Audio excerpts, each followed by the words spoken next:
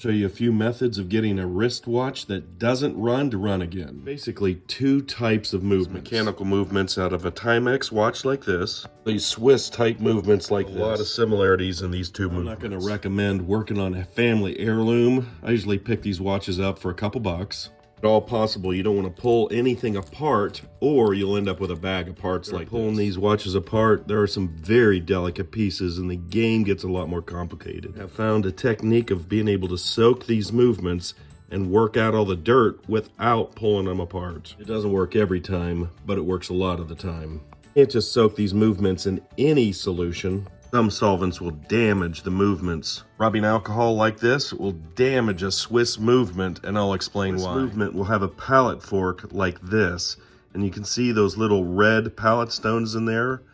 They're held in with shellac, and if you put it in isopropyl alcohol, those will loosen up and fall out. Be able to spray rubbing alcohol on here for about 15 or 20 seconds, but I wouldn't go any more than that. Timex watches have a totally different pallet fork. It's completely made out of metal. Movement like this, you could probably soak it in rubbing alcohol with no problem. The manufacturer has always suggested a different way to maintain these watches.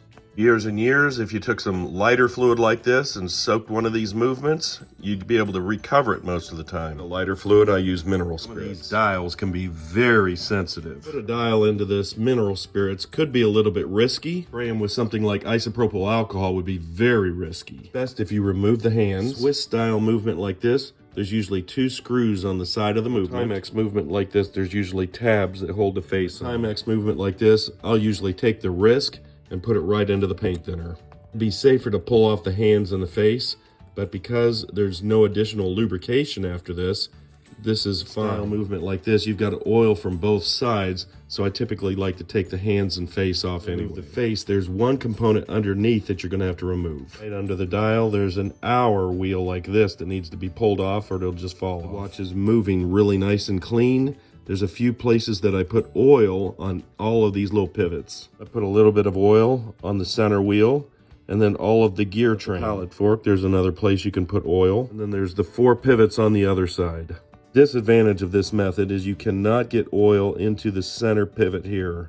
The way this balance wheel is configured, there's 2 stones on either side of this, so you can't just drop oil into the pivot. You get a little bit of lubrication from the mineral spirits. To oil this correctly, you'd have to remove this, which is the most delicate part of the watch, pull everything apart, and it's like microsurgery. If you're a watchmaker, you're just gonna say, suck it up, buttercup, and get it done. And I would say for $2 watches, go ahead and try it a couple times, but you'll probably end up at this method.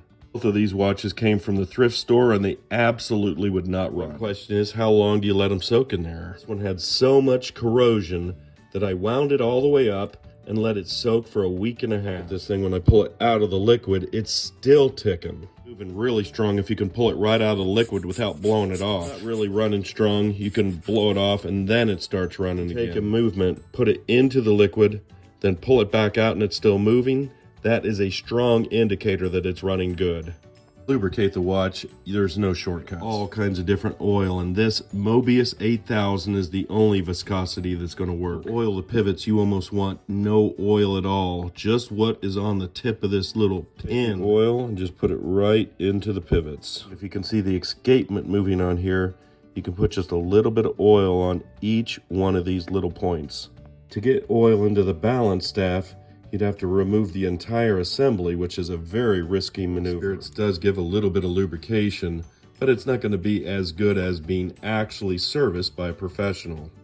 I have to say that with a method like this, a watch that was absolutely not moving is moving very strong now. Big difference in taking these little watches apart and taking apart these big watches like this. Bring on this old Civil War watch is about the same size as the whole watch on this. Saying a method like this is as good as a professional watchmaker, but if you want to take a $2 watch and get it to run again, this is how you might be able to do it.